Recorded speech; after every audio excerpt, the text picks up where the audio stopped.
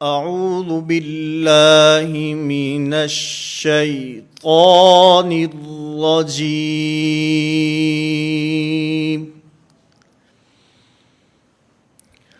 بسم اللہ الرحمن الرحیم۔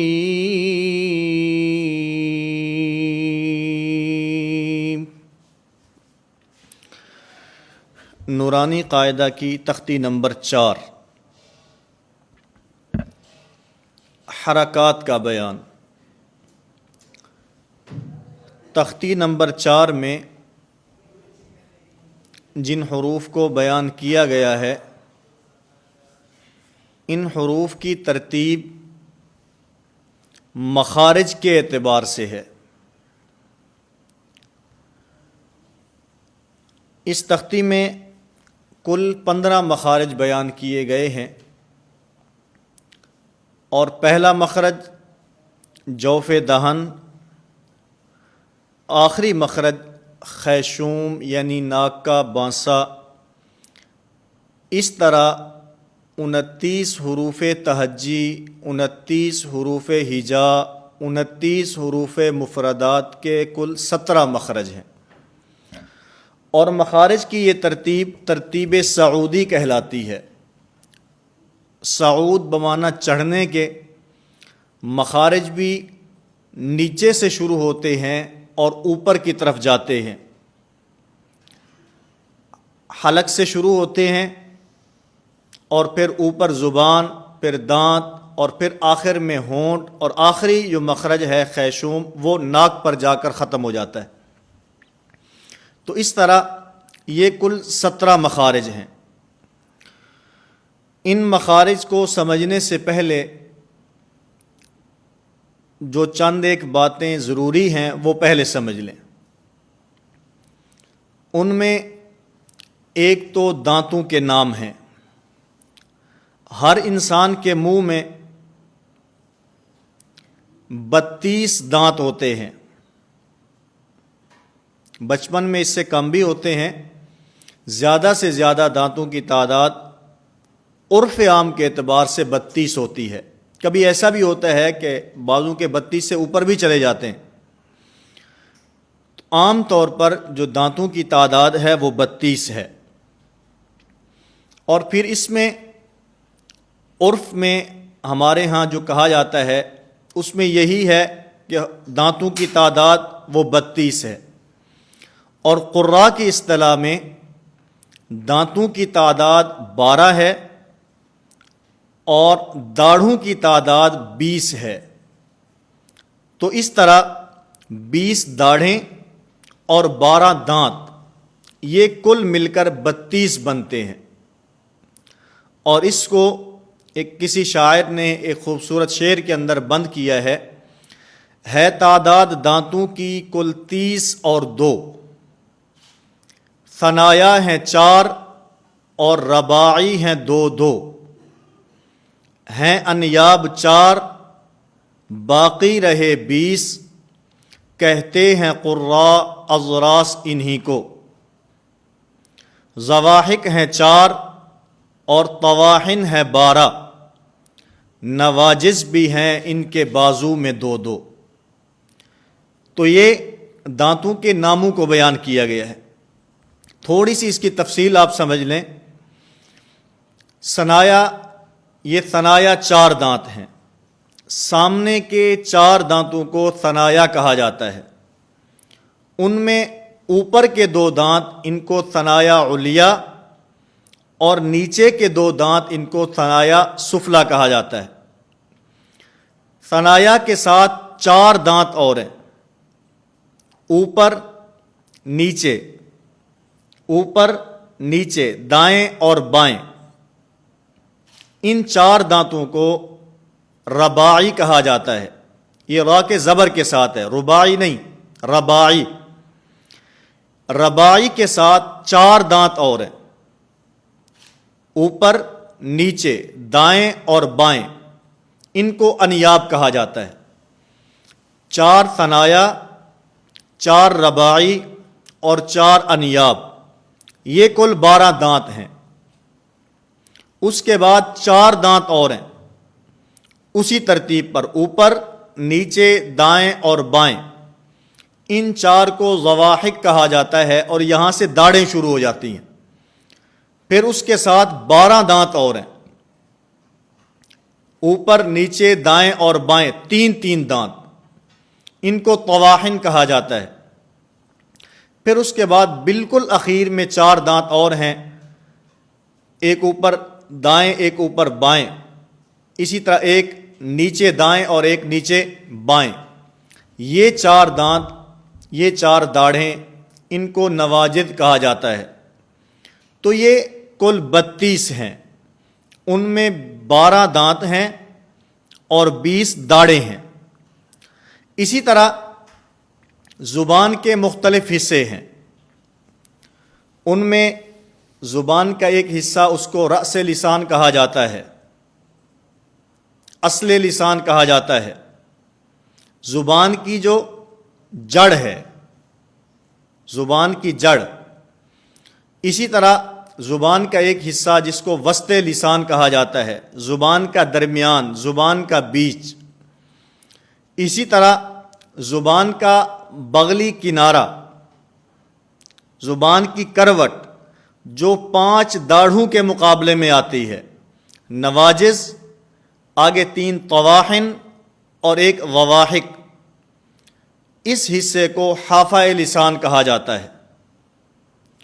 پھر اس کے بعد زبان کا وہ کنارہ جو 12 دانتوں کے مقابلے میں آتا ہے، یہ جو گولائی میں زبان کا حصہ ہے، اس میں انیاب، رباعی اور ثنایا، ان 12 دانتوں کے مقابلے میں زبان کا جو حصہ آتا ہے، اس زبان کے حصے کو طرف لسان کہتے ہیں۔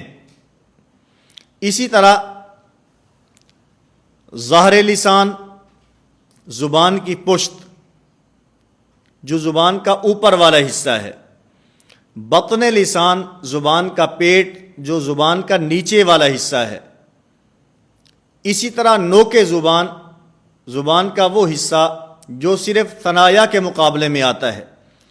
تو یہ زبان کے مختلف نام اور اسی طرح دانتوں کے مختلف نام میں نے آپ حضرات کی خدمت میں پیش کیے، اس لیے کہ جب ہم نے آگے چل کر حروف کے مخارج کو پڑھنا ہے تو ان کے اندر دانتوں اور زبان کا تعلق ہے۔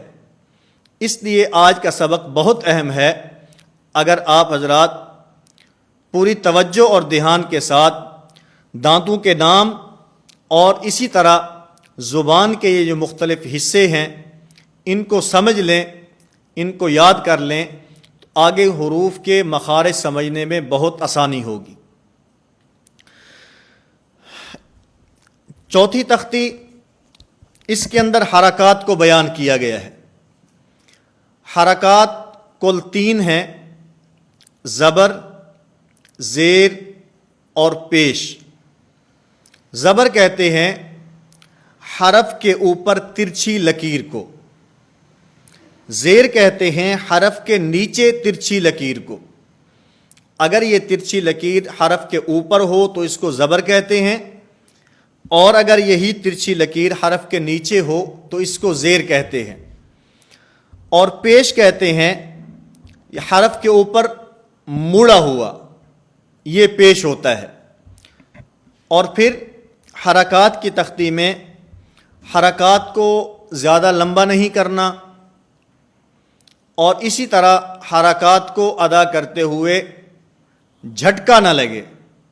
عموماً یہ 2 غلطیاں پائی جاتی ہیں۔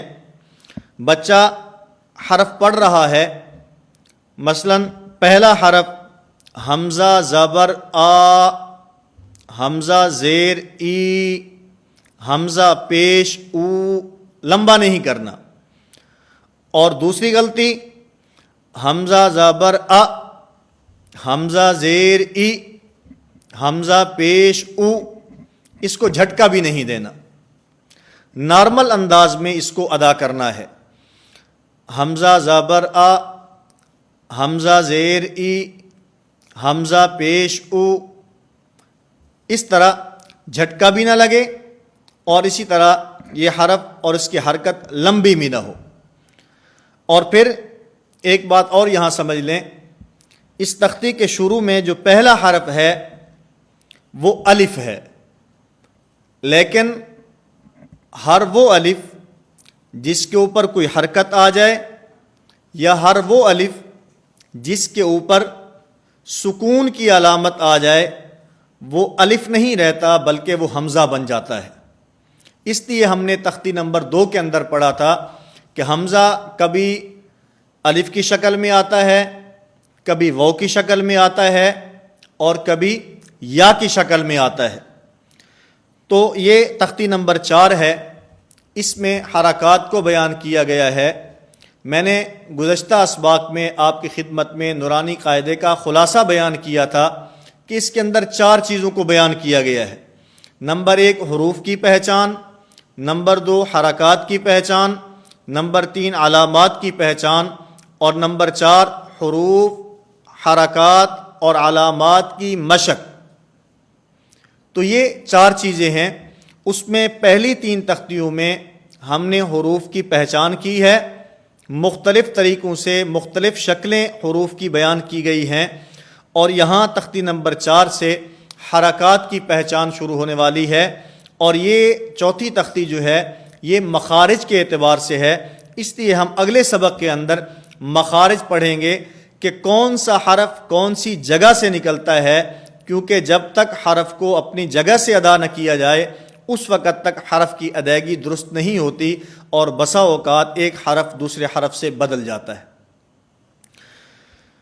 گزشتہ اسباق کی طرح اس سبق کے آخر میں بھی میں آپ حضرات کی خدمت میں سورۃ الاخلاص کی تلاوت پیش کرتا ہوں، تاکہ ہم اس کے مطابق تلاوت کرتے ہوئے، مشق کرتے ہوئے حروف کو صحیح اپنے مخارج سے ادا کر سکیں، اور مخارج کے ساتھ ساتھ ہم نے صفات کا بھی خیال رکھنا ہے، موٹے حروف کو موٹا پڑھنا ہے اور باریک حروف کو باریک پڑھنا ہے۔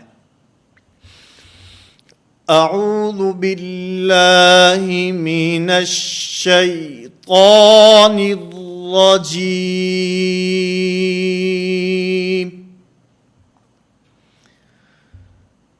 بسم اللہ الرحمن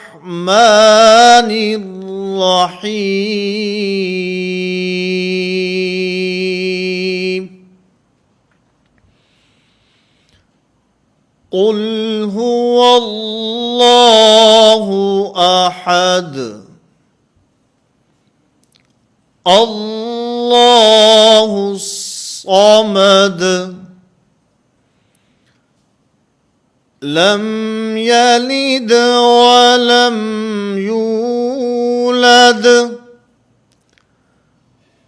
ولم یکن له کفوا احد، صدق اللہ العظیم۔